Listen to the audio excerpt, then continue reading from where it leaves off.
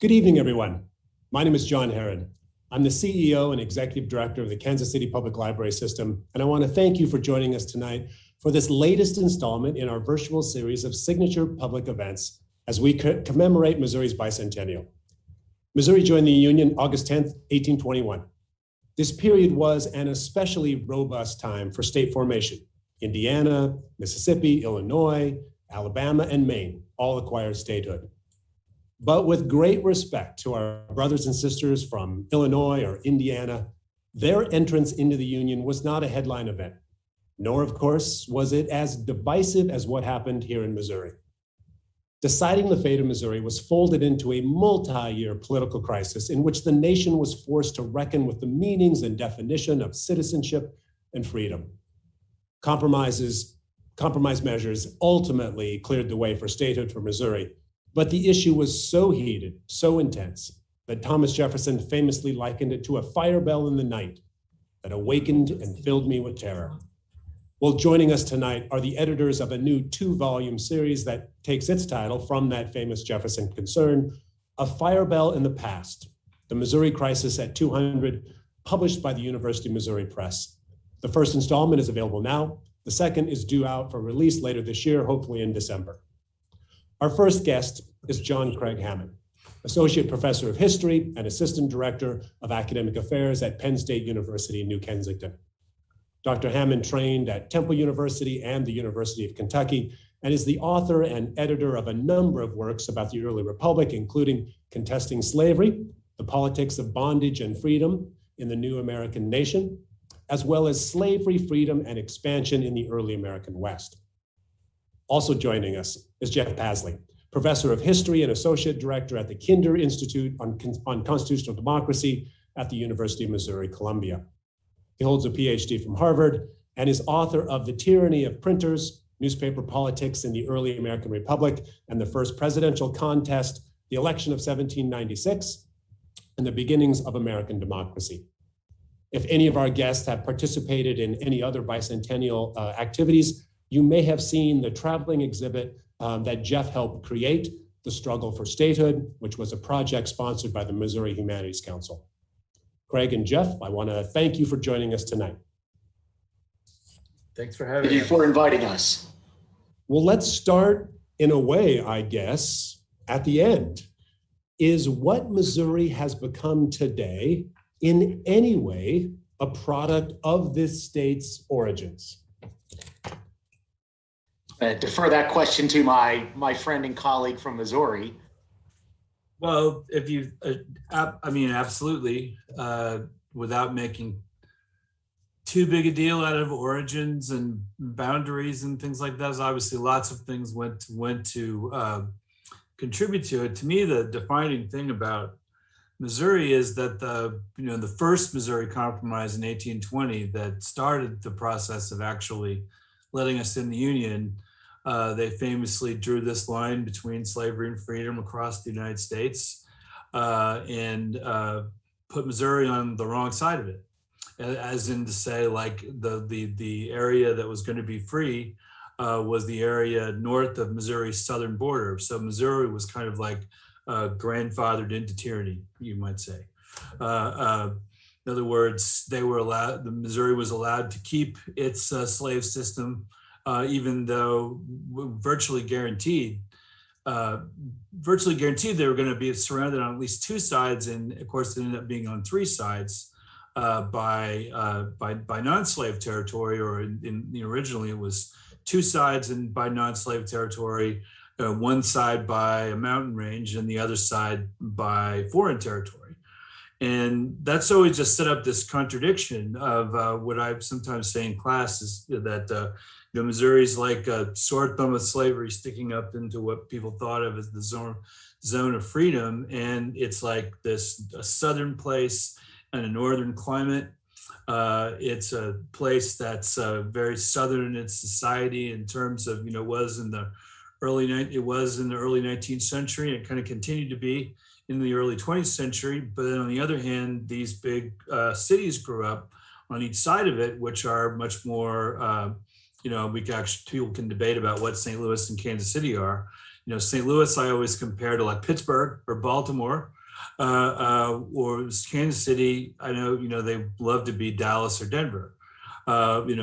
Neither of them, sort of a Western cow town and an Eastern industrial town, that even by the time of the Civil War, one of the things about St. Louis is that St. Louis ends up, it's like less than it's like around 1% enslaved by the time of the Civil War, while the rest of Missouri kind of stayed, slavery is kind of growing on the west side and in the middle, but in St. Louis, it's kind of shrinking as it fills up with Germans. And then of course, the place is split up, save for the Union, because the St. Louis Germans were much better organized than the Southerners who ran the state, and the Germans sort of seized the state for the Union. The Union, with the help of the Germans in St. Louis, seized the state, prevent secession. And then I think we have these contradictions, that the contradictions are kind of baked in that way. So I think it totally goes back to the original circumstances to me. Yeah, I think so too. And I think you put that really well. One of the things, I'm not a native Missourian, but when I arrived in Kansas City, one of the things that was told to me was that Kansas City is the northernmost outpost of Southern thinking, and the easternmost outpost of Western thinking. I suppose we could continue to play with those dichotomies a little bit, but just as you rightly said, it's a little bit this and a little bit that, and perhaps that we can trace that back, for a full 2 centuries. Well, let's just take a half a second and unpack that just a little bit more. Can you each help our listeners understand what Missouri was like in 1820? Like, what were the demographics of the state? What kind of how would it be described, I guess? Yeah, and I think, it goes back to your previous question that I have a hard time drawing a straight line, as Jeff said, with origins, but from 1820 to 2020, because Missouri in 2020 is an incredibly diverse place, north to south, east to west, rural, urban, and the like. But in 1820, Missouri is a much more homogenous place. In 1820, if you go to Missouri, the population, the non-Native American population, it's overwhelmingly white, it's overwhelmingly Southern. About 20% of the population is African American and enslaved. White settlement in Missouri is confined more or less to the Missouri Valley. If you take a look at early Missouri, if you run up the Missouri River, it's basically a county on each side is where the primary settlements are, or going down the Mississippi to places like St. Genevieve and New Madrid. But the population is overwhelmingly white. It's overwhelmingly committed to commercial agriculture. So most families are farmers. You do have merchants, but most families are engaged in commercial agriculture. And in most cases, that involves growing foodstuffs for export. A lot of those foodstuffs are exported down the Mississippi River, where typically they go to feed people either on plantations in southern states, or it goes down to a place like New Orleans. Okay. That does a very good job. I'm sorry, Jeff, did I cut you off? Oh, no. I was looking up Missouri population. Okay, that does a very good job of kind of setting the scene. Well, let's sort of shift to timing. In the opening, perhaps I unfairly picked on Indiana. I did the same thing. Yeah, but there wasn't a debate about Indiana, right? So what was the timing? What was the different thing that was going on in Missouri to lead to this issue? Well, the people this depends on who you ask, because one of the reasons it's we call it or as historians, Craig and I are what we would call early Americanists, so we sort of, where our research is kind of in what people would call the founding era, the early republic. So from our perspective, it comes out a little, but it comes out a little bit. It comes out a little bit differently. What I was starting to say though is that, what the people who moved here from Kentucky and Kentucky and Virginia and Tennessee and Maryland, they were, either they're being forced to move there because they're enslaved people, or they're people who either own slaves or expected to own slaves. So they're going to create, they think they're going to this place to create just to continue a slave society, because when you ask, like, what was it in what was it in the early 19th century? Of course, it was part of the French Empire that had just been run by the Spanish for a few decades, but it had been long-term dominated by the French, who had never put a huge amount of population here, but who had a sort of slavery, a slave society, as we say, that was kind of based on supporting New Orleans. It kind of starts around the same time New Orleans does in the early 18th century, and kind of remains a sort of adjunct to New Orleans until the Louisiana Purchase, and even then, it's kind of grows sort of slowly. It's after the War of 1812 that a bunch of people start moving here, and Indiana. If you look at I'm not going to be able to remember the name, the exact order. Maybe Craig wrote a whole book where he did it state by state, so maybe he could remember the exact order. But like with the War of 1812, there's like Louisiana, Indiana, Illinois, Alabama, and Mississippi all come in the Union. And so there's just a huge, and most of those people are moving. The vast majority of the population is going after 1814 or 15, because a lot of the War of 1812 is taking place in the West. Actually, a lot of it is they're fighting the British British allied with. There's a native rebellion down in what's now Alabama. Then they fight the British down there, and then there's a British Indian alliance in the Northwest. Then that's all kind of keeps the population from growing very, very rapidly, at least the white population from growing all that rapidly. Suddenly that's all, there's a couple of the Battle of the Thames up in Canada where the British and Tecumseh are defeated. There's the Creek, Andrew Jackson gets into things down in the South with the Creek War and the Battle of New Orleans. So suddenly the Indians' military power, at least east of the Mississippi, is kind of shattered. The British are out of the picture there. And so you suddenly have just, thousands and thousands of whites moving in.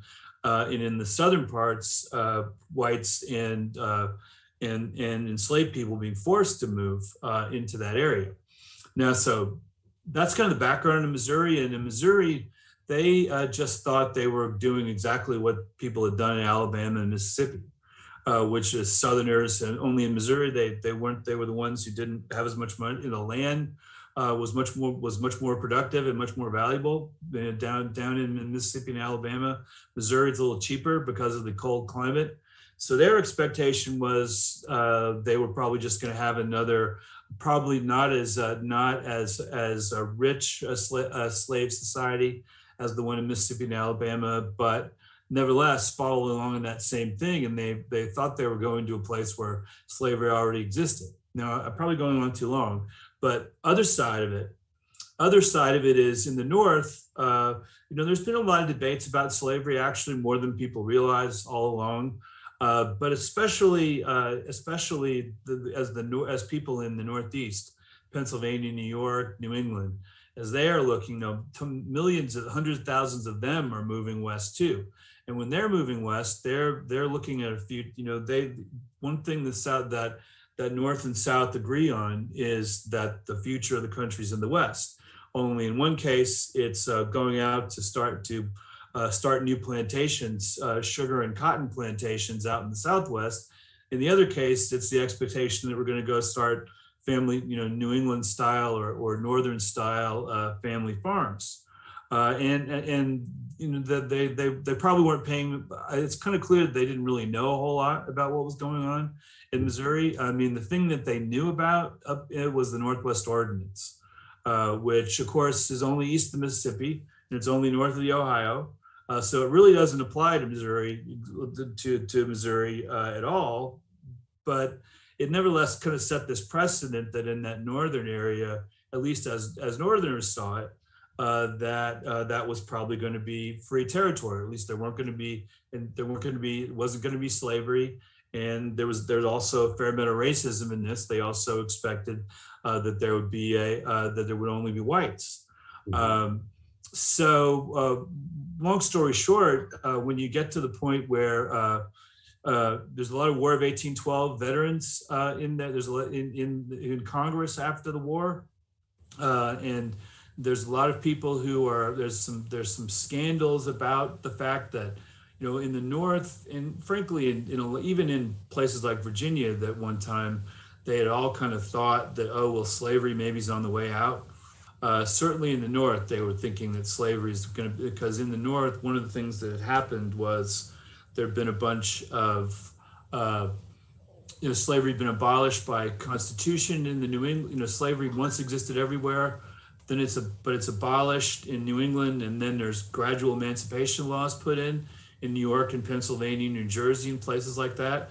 So basically, without anyone really talking about it, by the time Missouri applies to be a state in 1818, you've already actually kind of got the slave states and the free states have kind of formed. At least there's two parts of the country.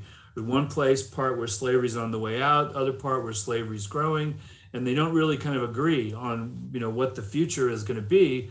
Only Missouri's kind of where they, to shut myself up, Missouri's kind of where they realized that they disagree on that, and where they both kind of reach for the same place. And of course, the catalyst event is New York Representative James Tallmadge, who attaches an amendment to Missouri statehood bill that says no further introduction of slaves, and a gradual emancipation law. And the South's Missouri and a lot of the white Missourians' reaction to that is WTF. Yeah, well, let's focus on that for just a half a second. So sure. We've got the recognizable commercial agriculture that Craig described that would have been recognizable in a lot of other states. This agricultural community that's populated largely by Southerners. We have all the factors that you mentioned, the war, the increasing intensity of debates about slavery, but economic factors and migration factors. But as your book illustrates, this episode in Missouri, where it all comes to a head, involved a number of major players: John Quincy Adams, John Jay. You just mentioned James Tallmadge.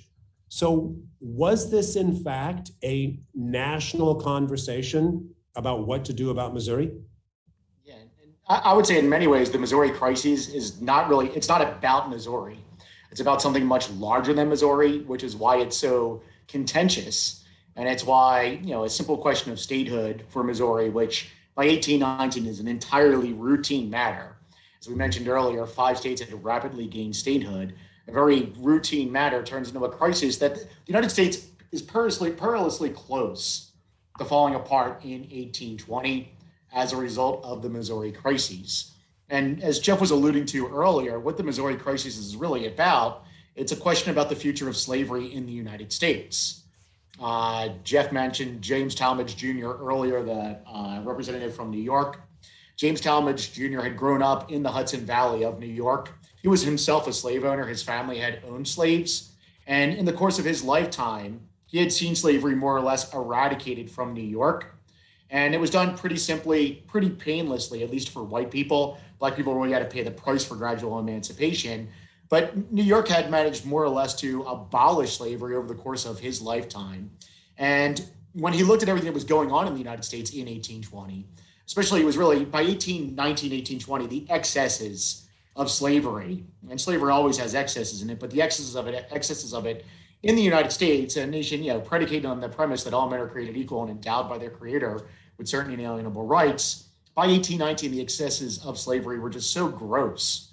They were so apparent that James Tallmadge believed that the United States had to do something about it. And kind of the low-lying fruit for James Tallmadge was Missouri. In Missouri, only about 20% of the population was enslaved, which compared to a place like Virginia, where in the places where you have slavery in Virginia, 50% of the population is enslaved. James Tallmadge looked at Missouri, and he believed that Missouri was a place where the United States could halt slavery's expansion, so slavery would no longer be able to expand in Missouri, but slavery would no longer be able to expand anywhere in the United States after 1819, 1820. And that's what Northern whites want, is they want no more expansion for slavery ever. And the hope there is that when slavery can no longer expand, somehow or another, Southern whites are going to have to do something about slavery. It's not going to happen next year. It's not going to happen the year after that. But if slavery is forced to be confined to certain geographical limits, it can no longer expand. It's going to force Southern states on their own accord to do something about slavery. And as far as somebody like Tallmadge is concerned, as far as white Northerners are concerned, politicians, it's an incredibly kind and generous proposal that they're making to the South. Just no more, James Tallmadge's amendments don't free any slaves who live in Missouri in 1820. It's a gradual abolition provision that he's putting in there, which is the children of slaves will become free once they reach the age of adulthood. So they'll work for 20 years for whoever they're born to for free as slaves. At the end of those 20 years, they'll then become free. So it's a 50-year process is what James Tallmadge is looking at to get rid of slavery in Missouri. And again, as far as Northern whites are concerned, this is an entirely reasonable proposal that every white person who for the last 50 years in the United States has said that slavery is awful, they just don't know what they're going to do about it. Well, here's an opportunity to actually do something about it. The response that Southern whites have to that is entirely unexpected by Northern whites. The response that white Missourians have to that is entirely unexpected by Northern whites.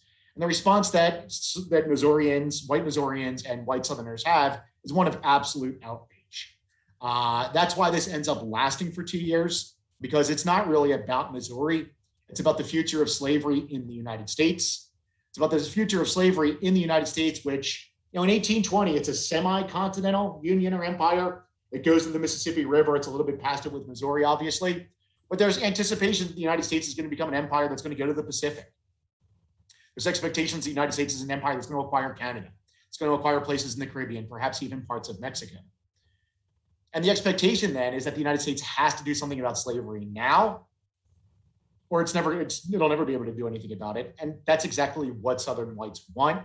And that's why this turns into a contentious 2-year-long crisis that the United States nearly falls apart in 1820 as a result of it. Well, given that intensity and given the fact that we just established that this was indeed a national conversation, and we are talking about the future of slavery, this is how much, is it too broad to say this would have drawn international attention? Did somebody like James Tallmadge know that this was playing out on a global scale? Or so did it?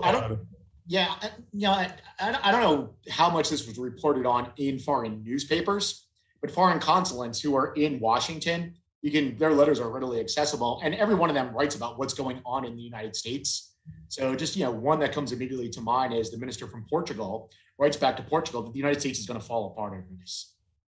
So, but James Tallmadge, the way Northern whites look at it is that the world looks to the United States as the exemplar of liberty, the exemplar of democracy, the exemplar of a constitutional republic.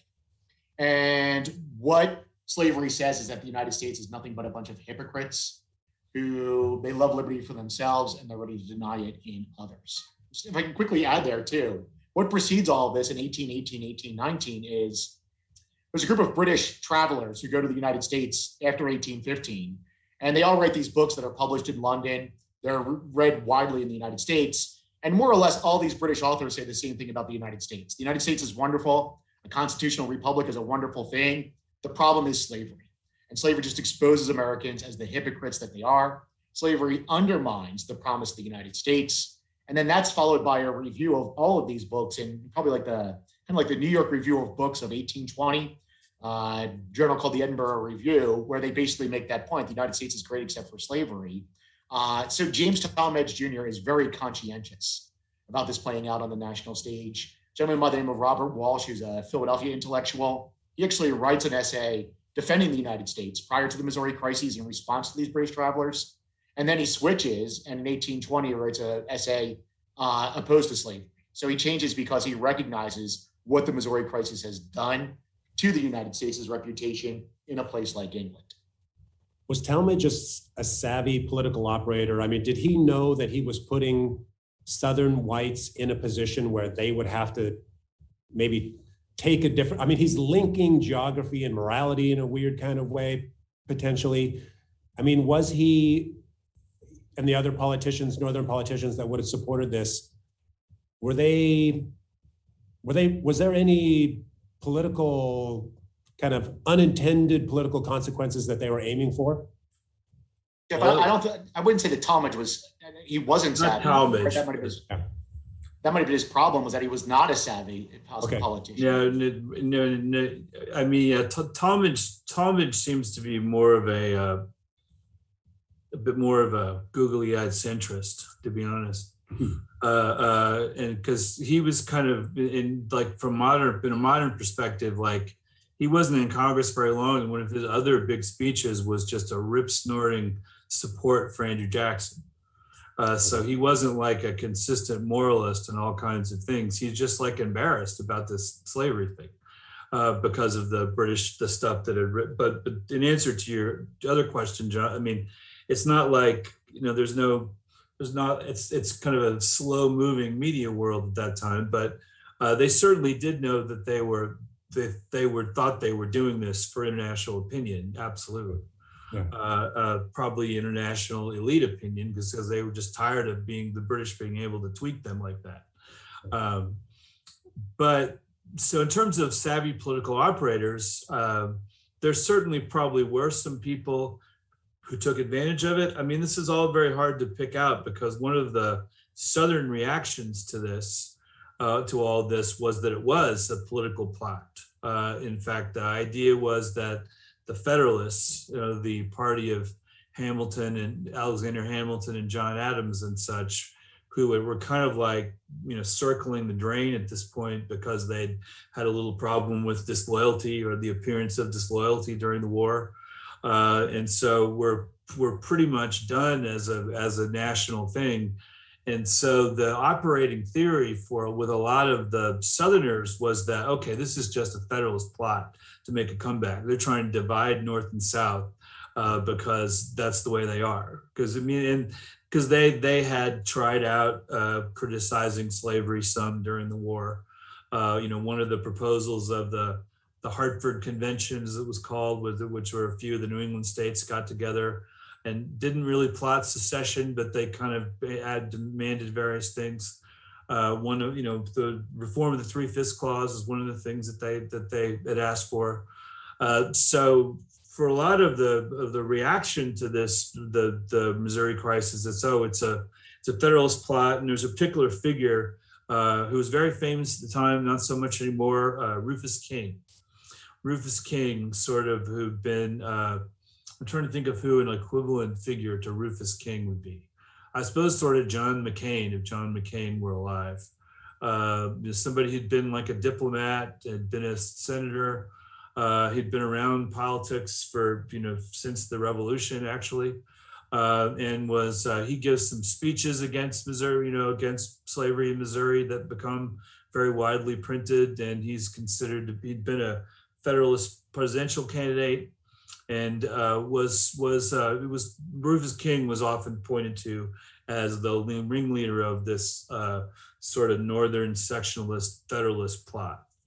But whether that's, like I say, it's very hard to say whether that's actually true or not. And there's actually a lot of debate among historians, including in the book.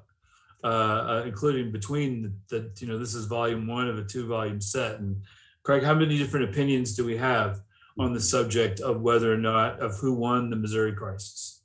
Yeah, there's it all depends on your perspective about who won the Missouri crisis. So a good friend of ours, Donald Radcliffe, historian at Oxford, he writes an essay. I'm just gonna have to look at the book rather than trying to remember. He has this essay called "About the Surprising Politics of the Missouri Crisis," where Don Radcliffe's thesis is that the North and the anti-slavery side won, and he wants you to know that it was no one really liked the result of this. Everyone kind of, and especially in the North, it was like really highly reviled. A term that historians know, but the average person probably doesn't know. When one of the big insults of the 19th century comes out of the Missouri crisis, called doughface. In other words, the dough face was, you could use it for anyone who like sort of cowered in the face of a bully or cowered in the face of a challenge, but it was specifically meant Northerners who went along with the Missouri crisis. But we have other historians who say, I'm sorry, go ahead. No, go ahead. I mean, I was just going to ask you, we can drill into that a little bit, because you're talking about a contemporary difference in understanding these events. Craig, a few moments ago, said there was all these unexpected reactions, to the Tallmadge Amendment or to the proposal. So I suppose let's just maybe make that a question. If nobody, well, maybe that's too strong. If nobody liked it, I guess what was the perception? Did Southerners didn't necessarily like it? Northerners didn't necessarily did anybody like it? White people in Missouri liked it. Yeah, they liked it. But it took them 2 years. It took 2 years to get it. But no, nobody really liked it. Southern whites accept it as Southern whites. The way they look at it is if they don't settle this now, they don't want to compromise at all. And Southern whites do not want to recognize the authority of Congress to place any restrictions on slavery's expansion.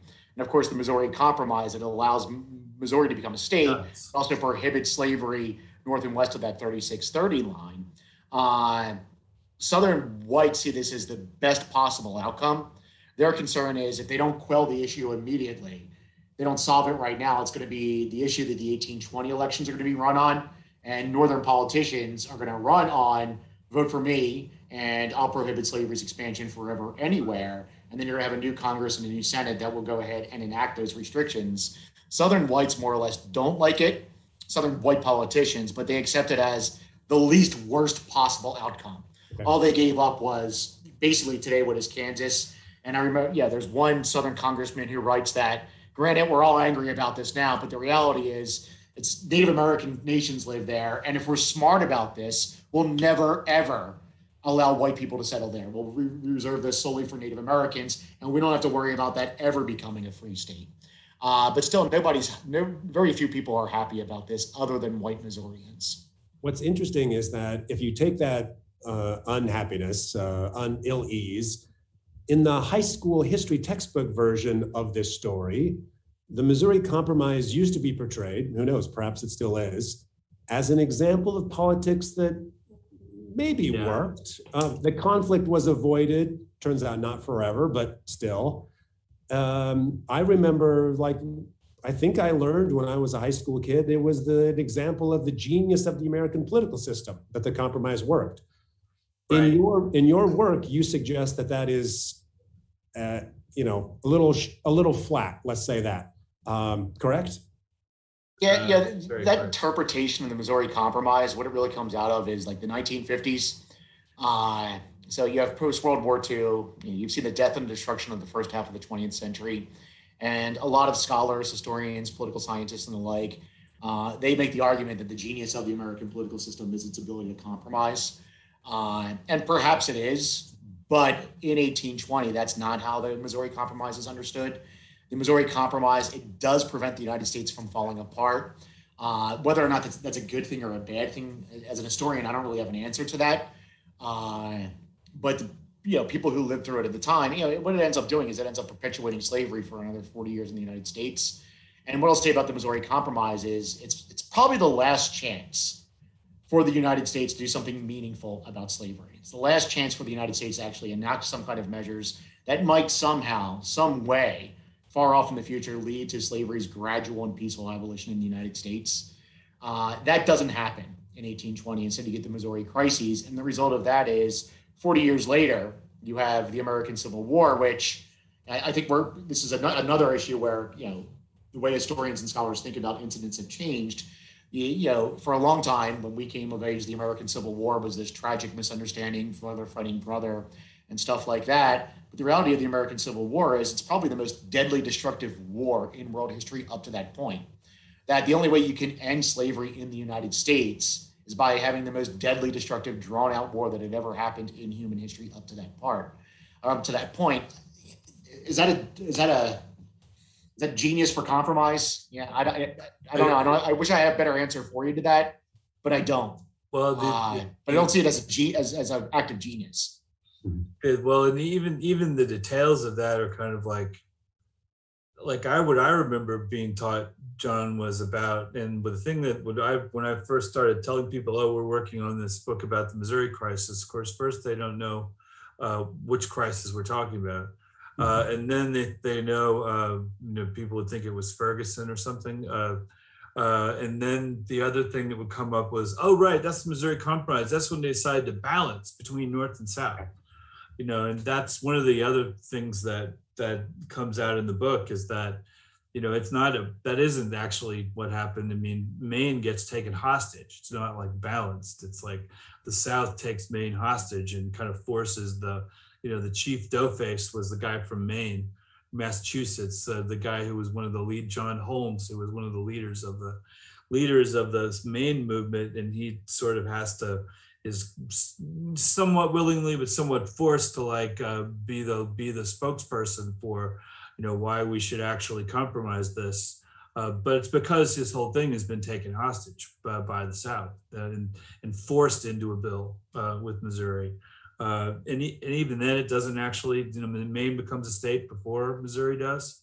So no, that is wrong. I mean, I guess it's one aspect we didn't talk about, and I suppose this is some people think the genius of the American system is that the Senate stops things. Well, I mean, that happened with this, right? I mean, one of the details that we didn't mention was Tallmadge's Amendment.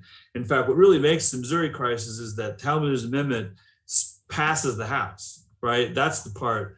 I mean, there's actually lots of little anti-slavery bills that have been put in at different times before, including by Tallmadge. What was shocking about the Missouri one is suddenly it passed the House. There was been a huge turnover in the previous election for other reasons, and so suddenly it passes. Then the Senate stops, right? Because that's what the Senate does, and that's the deadlock. But Jeff, then Congress adjourns. And Congress adjourns, right? Then Congress adjourns, so it's unresolved for right. 8 to 9 months. It's unresolved for, and that's when Northern whites on their own accord go ahead and make it a national issue. Yeah, right, and that's where it becomes in some ways the first national debate since the Constitution, and maybe the first national debate ever, in the terms, in the sense we think of that now, where everyone's, people are writing books and pamphlets and holding meetings about it, including, especially in northern cities. And that's where some of the big names that you mentioned, like John Jay, rather elderly John Jay gets involved in whatever other big names from the founding they can come up with. They try to get them to come out and say stuff about this. So yeah, that's 8 or 9 months of debate on this before Congress starts again. And then gets us to have the whole Missouri debate over again. Did kind of thinking about Missouri's uniqueness or Missouri's peculiarities, slavery was different in Missouri than it was in Alabama or other deep southern states. Did that matter at all, or was it, Jeff and I have a colleague who's written a book about slavery in Missouri, Diane Moody Burke. She's got a different kind of take on what slavery was like here. Did that matter in this crisis, or was it slavery was slavery? Well, it depends on what you mean in real life. I mean, Diane, she's actually got an essay in our volume 2, Diane Moody Burke, that where she basically makes the argument that slavery is slavery. In the debate, especially on the southern side, there was a lot of special pleading about Missouri and about the climate was so much better than it was in the deep South, and that it was argued that it was the most humane thing to allow slavery in Missouri, because otherwise people would be sold to some far worse place. So they should debate, and it's you can find quotations along the lines of they'd be lucky to go to be enslaved. Thomas Jefferson's the chief proponent of this theory. Right, and there's a lot. Well, I mean, it's just in it's really shocking how common it is. I mean, you crack any any Missouri newspaper during this time, and you'll find someone saying some version of this. Or any congressional speech by a Southerner. Yeah. So I guess that's that sort of special pleading idea about Missouri slavery, because because the climate's different, because of the small scale thing, which is what Diane's book is about. It is smaller scale. I mean, there are very few sort of large plantations, right? It's more people are working in every, they're farm hands, and then they're doing, pretty much every job that you can do, enslaved people are doing. But as Diane shows, small scale slavery doesn't mean, it has some of its own special problems, such as the phenomenon of lonely farmer who buys a slave as a forced concubine, which is the kind of thing that happens in a small scale. Obviously sexuality can happen, forced sexual intercourse can happen all throughout slavery, but small scale slavery, there's people get trapped in ways that if you're in an area where there's thousands, if you're in some parts of Virginia or South Carolina, most of the African Americans might be enslaved, but it's like a whole village of people. Yeah, in Missouri, you're often out at, they could be out in the middle of nowhere, with just a handful of people or just themselves. We are focused very isolated, difficult to form marriages, friendships, in a way that's not the case in Virginia. We're focused heavily on slavery, and rightfully so, and the role that slavery would have played in this political battle. But did the Missouri crisis engage other groups, Native Americans, for example, or were they not part of this equation? Craig, you want to do that one, or? Yeah, not directly, but indirectly. Jeff and I didn't talk about this at the beginning. You were asking me about Missouri in 1820, but if you go to Missouri in, say, 1810, there really aren't that many people, non-Native American people living in Missouri. If you look at non-Native American people, Missouri becomes the Missouri Territory in 1811, 1812, when Louisiana becomes a state. Actually, Missouri used to be called Upper Louisiana, and then it becomes the Missouri Territory. But if you look at the Missouri Territory in 1812, prior to the war, most people of European descent or African American descent live very close to the Mississippi River, and really just a few settlements and a few farms. There aren't all that many non-Native American people living there. For all intents and purposes, the rest of what becomes the state of Missouri it's Native American country. It's unquestionably controlled by Native Americans, by still numerous, still powerful Native American nations, bands, confederacies, and the like. And in the aftermath of the War of 1812, William Clark, who's the superintendent for Indian Affairs, heavily involved in United States government's interactions with Native Americans, he just basically rips off an enormous amount of land from Native Americans.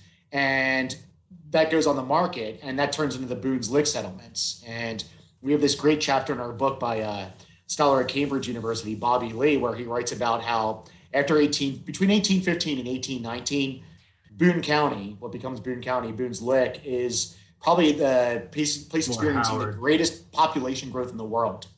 And it was basically because William Clark just completely misinterpreted a treaty and basically just stole the land from Native Americans. But Native Americans don't have a direct role in this. But they don't have a direct role in it. But we have another great chapter where a gentleman by the name of Ed Green writes about how most Missourians themselves, white Missourians, aren't concerned about slavery. They expect that Missouri will become a state, it'll become a slave state. Their biggest concern, once Missouri becomes a state, is using the powers of the federal government to further and to accelerate dispossession of Native American lands in Missouri. Right. And they look at the main purpose of statehood is to govern themselves for sure, but the main purpose of statehood is really to accelerate the process of Native American dispossession in Missouri. And so, Craig, since we're talking to Kansas City people tonight, we should say that's the first thing that the Missourians do is make it possible for the Kansas City area to exist, right? The Thomas Hart Benton, the first senator, gets on the Indian Affairs Committee, abolishes what's called the Indian factory system, which is what Fort Osage was part of. And then, of course, they go after, very rapidly after that, they go after what's, the so-called Platte Purchase, which is the basically the part of the state that's west of Kansas City, right? Yeah. So when you're saying, back to an earlier question, we're asking, well, who did like this? White Missourians liked it for all the reasons you just articulated, yeah. Native Americans did not like Missouri statehood. No, Right. Or they did not right. No, benefit so from yeah, Missouri. so at least, I mean, it's a bit of a provocative argument, which I don't know that everyone's going to believe, but like Ed Green, this is in volume 2. Ed was wanting to argue that this Edward Green was wanting to argue that, does argue that basically, you thought it was all about slavery, it's actually about Native American dispossession. Oh, At least in terms of what's really behind some of this, which I mean, it's both things, but there's a lot more. The natives are a lot more in the crosshairs of this than anyone realizes, and the details of the Clark thing is pretty bad. I mean, it's basically like the most of the north side of the river is stuff that like he basically kind of deliberately misinterprets a certain treaty to kind of include the north side of the river where it probably wasn't intended to be in the treaty, and so clears out quite a bit of land. I asked you earlier about a high school version of the understanding of the Missouri Compromise. Maybe another one, and Craig hinted at this, but let's explore this a little bit more. Another one could have been that the Missouri Compromise led directly to the Civil War, right? That was an inevitable outcome of what happened. How about that one? Is that as flat or as unnuanced as the genius of the American political system? I don't think it leads directly to the Civil War. What the Missouri Crisis does is it prevents the United States from falling apart in 1820. The United States, if we think about the Civil War, with the Civil War, the United States does fall apart in 1860. I don't think the Missouri Crisis directly leads to that. What I would say with the Missouri Crisis, again, is it's the last opportunity where the United States can do something, no matter how small, about slavery. And the fact that the Missouri Compromise results in doing not much of anything about slavery doesn't lead directly to the Civil War. But what it does allow is it allows the divisions between white Northerners and white Southerners to grow to the point that the United States does end up falling apart 40 years later. Yeah, and well, in fact, this is not a part this is a nuance that doesn't get covered too well in high school or college. That I guess you wanted to say, in some ways, the nicest and the meanest thing you could say about the Missouri Compromise is that it saved the Union for 30 years because it kind of cleared the slavery stuff out for a little while, at least put it on the back burner nationally, and allowed the creation of one of the reasons that Martin Van Buren, when Martin Van Buren and of New York and his Virginia allies in the wake of the Missouri Crisis, when they start to put together what we now call the Democratic Party, but it ends up supporting Andrew Jackson. They talk about it as an alliance of the planters of the South and the plain Republicans of the North. And they talk quite explicitly about the whole idea is not to have any more Missouri Crisis, right? Is not to have slavery become a national division. We can argue about other things. We can argue about, banks. We can argue about tariffs. We can argue about the natives, just not slavery, because that becomes the period. The next period is like when the politics is about the Democrats versus the Whigs. Both of whom have a northern and a southern wing, and who do have all kinds of furious political battles, but usually not about slavery. And it's not until the Missouri Compromise is repealed by the thing that I know people in Kansas City know about, but they maybe don't realize quite what it is, the Kansas-Nebraska Act, right? The main thing the Kansas-Nebraska Act does is repeal the Missouri Compromise, and then that's kind of when all hell breaks loose. So I guess you could say that the Missouri Crisis saved the Union. It allowed slavery to then allowed the Cotton Kingdom to come into being, and allowed 30 years of development that Craig can probably tell. Go ahead, Craig. Can I just add something to that? Sure. Yeah, it's in some ways, and I'm not criticizing your question, but your question kind of presupposes that the United States is this thing, that it's this nation that's a single unitary nation from the beginning. But the reality is when the United States is formed in 1774, 1776, the people who are creating the United States don't really expect it to be a nation. They don't expect it to be a lasting nation. Its purpose is to gain independence from Great Britain for 13 independent states who are loosely allied into some kind of confederation. That doesn't work. In 1787, 55 guys meet in Philadelphia, write a new constitution, and they don't really expect that to work. The United States is just too big and too diverse and too divided to have anything like really of a nation or a national government in 1787. And the point I make with all that is that the United States is always on the verge of falling apart. The United States is always on the verge of kind of spinning out into its respective regions and sections. There's Jeff and I know a lot about this, but up until 1820, into the 1820s, there's constantly schemes to break off parts of the United States, to break off Florida, to break off the Southwest. Aaron Burr in 1804 to break off the West. Hartford Convention in 1815. In fact, the reason we have a constitution in 1787, in no small part, is because the New England states are ready to leave the United States. They're ready to leave the United States, form their own separate Northeastern Confederacy, so they can start forging commercial treaties with nations like Spain. So I don't want to say that the Missouri crises, the failure of the Missouri crises, is what led to the Civil War.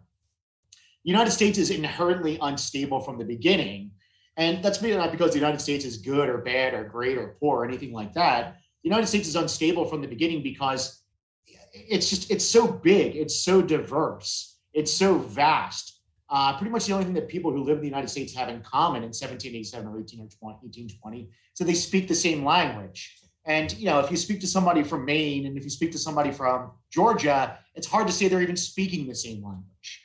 So the United States is constantly on the verge of falling apart just because of its very nature of what it is. In retrospect, we look at the United States not falling apart in 1820 as kind of the genius, and the United States falling apart in 1860 as the tragedy of American history. But in a very real way, the way I look at it is I find it utterly unsurprising that the United States fell apart. And many of the founding fathers agree with that proposition. George Washington didn't expect the United States to last. He feared that it was going to fall apart. Thomas Jefferson feared the United States was going to fall apart. So I don't want to take it from that perspective. That's what the Fire Bill quote's about. Yeah. Well, this of course, this is what I talked about. Craig and I being early Americanists. This is kind of the early Americanist perspective. Is that this is a certain bits carved off of different colonial empires that were kind of pasted together. So you kind of look at it from a slightly different way than people might look at it. By the way, I have to say hi, Isaac, to my son. He was watching out there. He's lives in Kansas City and is a big fan of the Kansas City Public Library. Okay. So I want to thanks for watching, Ike. One of the things that's interesting to me is that the Missouri Compromise, the Missouri Crisis, does engage these sort of mythologies about American history in a very unique way. And sort of given what you both just answered, were there any prominent voices at the time, any voices from 1820 that were saying, holy cow, this is the end of the Revolutionary era, or this is a bookend to the events of the great events of the Revolution? Were any people making those pronouncements or even predictions about what this meant at the time? Privately, John Quincy Adams says something to that effect in his diary. Doesn't say it publicly because he wants to become president of the United States, but he's writing in his diary in 1820 that if we don't address this now, then we're really just a bunch of lying hypocrites. The United States is going to fall apart, and we kind of deserve it. Is the way he looks at it. But publicly, Jeff, can you think of people saying that this is clearly the end of the Revolutionary? Actually, no. A lot of Northerners said. That's more or less what Jefferson's saying. Though that's a weird statement because that's a statement that's kind of solicited from him by that letter that we quote, that everyone quotes, that's written to Mr. Holmes of Maine, right? So that's like partly Holmes trying to get a statement out of Jefferson, out of the founder of his party saying, boy, this is a big concern. You all should settle this. Yeah. But he says so. I think there are people saying that, but more in the sort of, well, this could be the end, and there's kind of more of a sigh of relief. I mean, I think though that one of the arguments of the anti-slavery side of this was very much, I mean, one of the, Craig mentioned the travelers, all these things that happened just before this that kind of set it off, the travel, the Edinburgh Review debate and the travelers. Another one is that the Declaration of Independence has a lot of, as political science says, has a lot of high salience in 1819 because for kind of a reason that may not seem like that big of a deal, except you think about how few people had actually seen a document like that. There was this really fancy illustrated edition of Declaration that was published, or a print that you could put on your wall, that had little pictures of the founders all around it. That was kind of first thing like that. One of the first things like that have ever been published. So this is something everyone had. It was like very widely seen around 1819. So people are thinking, and it has like all men are created equal, kind of specially broken out on it. So people are thinking about the revolution, and it's an interpretation of the revolution that probably a lot of people today don't agree with. And I don't know that I would agree with it as a matter of fact, but at least according to a certain Northern hopeful interpretation, Declaration of Independence was this anti-slavery thing, and we were in the revolution. The way to continue the revolution and the legacy of the revolution was to stop slavery right here, or at least that was the thing that that Tallmadge and some of his friends were pulling out of it. So I am. John, go ahead, Greg. I'll just give you one quick example the other way. James Monroe, who's president at the time, he's from Virginia. He's a slaveholder, and he writes a letter to his son-in-law, and he says actually that the revolutionary generation of which I was part of, we were mistaken in believing that we could get rid of slavery. As that generation is passing, I recognize now our mistake in believing that we could get rid of slavery. So what he does in that moment in 1820 is he renounces the anti-slavery legacies, if they existed, but he renounces whatever anti-slavery legacies existed from the Declaration and from the Revolution. This is Monroe, right? Yeah. President Monroe, yeah. I mean, and if you actually start to think about the revolutionary heritage, it's very complicated because, I mean, there's definitely lots of anti-slavery stuff in there, but of course, another thing that's heavily protected in all the revolutionary documents is property, right? And unfortunately, those two things conflict in the question of slavery as it was seen in 1819. And when people say so it's very difficult. We are just have a couple minutes left, and I want to thank the audience for your questions. An answer to many of them is yes. I mean, the southern nature of Missouri settlement was a factor. Wealth was a factor. The cultural diversity of Missouri was a part of this complex of different political ideas and debates.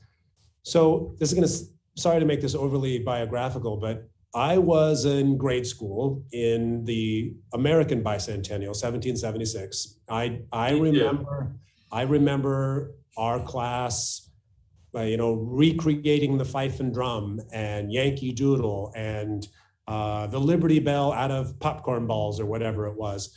So one thing is that that was patriotism on steroids. I guess this is a weird thank you. A thank you for creating a project that the Missouri Bicentennial has a much different feel. It's much more authentic, and your work in this project, both volumes, help give us a much more nuanced understanding of what the Missouri crisis was all about and what it means to this particular state, not only in 1820 and 1821, but in 2020 and 2021. So my kind of last question would be, what's the takeaway? what was embedded in this experience that really the Missouri crisis makes us, what does it lay bare? What do we really understand? What is the takeaway when we look back 200 years and really figure out what this meant to the formation of this state and even to the nation. Craig, you I'll just take I'll take a quick stab at it. I guess, going back to what I said earlier, that one of the mottos of the United States is e pluribus unum, from many one, right? And that's aspirational in many ways. And that's recognizing that the United States is this big, vast, incredibly diverse place, and diverse in 100 different ways, different in 100 different ways. And the takeaway for me from this is that we tend to think of the United States as being small and homogenous, and it never was, and it never will be.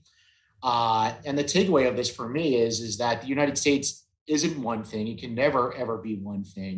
There's all the controversy now arguing over whether the 1619 project truly captures American history, or whether or not the 1776 project really captures American history. And I don't think either of them do, but I think they both do in their own ways.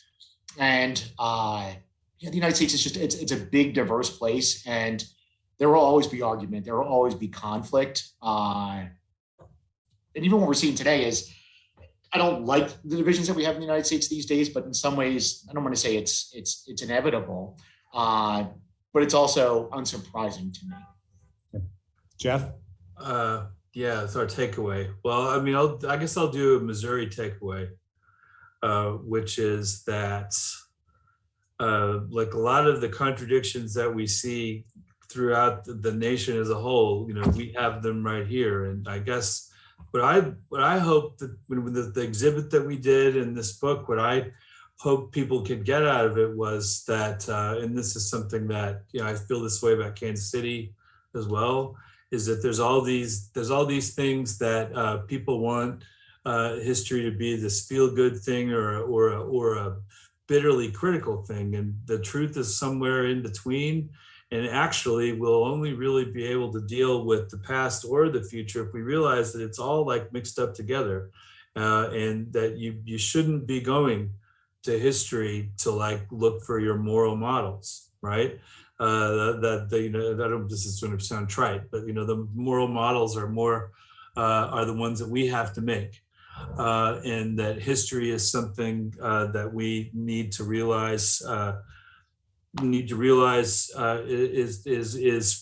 a way to learn about the massive contradictions that is humanity, and that if you love the state of Missouri, then you'd have to say it's a good thing that came out of some pretty bad things, and produced some pretty good things along the way.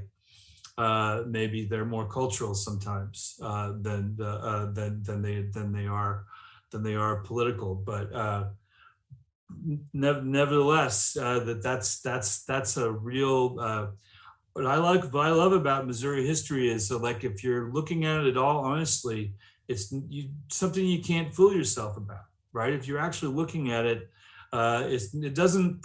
they don't present themselves even back in the day as wonderful. I mean, in some ways they're like the early Missourians. They're when they put up the banners celebrate. There's a banner they put up to celebrate Missouri statehood in downtown St. Louis that has basically I'm gonna, Craig, help me remember. Isn't it slave like that? It basically it's a slave. It's an image that's illuminated from the back. So it's at night. Everybody in St. Louis can kind of see this big projection, but it's a slave, and the slave is basically saying, "Thank God I'm in Missouri." Yeah, he's like celebrating. He's like essentially celebrating that he got to go to Missouri. I mean, it's not like fist pumping in the air, but it's something along those lines. So, what do you do with that? Well, I think what you do with that is that you can't, that's something you can't really sugarcoat your way around. Is that okay? There's some things here that are this is not something, it's not like where you can only look at George Washington from a certain angle and see the good stuff. This is something else, and I think it's a little bit closer to the way most history actually is. It's history without illusions, I guess, which may be a sort of a little bit of a dark thing to me to say is the takeaway, but that's how I. Okay, yeah. Well, this has been a great conversation, and I want to thank our guests, John Craig Hammond, Jeff Pasley, for this wonderful evening. I want to encourage our viewers to pick up their books. Once again, this is Volume 1 and Volume 2, A Fire Bell in the Past, The Missouri Crisis at 200, published by the University of Missouri Press. Thank you, everyone. Thank you, Jeff. Thank you, Craig. Thanks, Thank you. It's been a pleasure. To the library.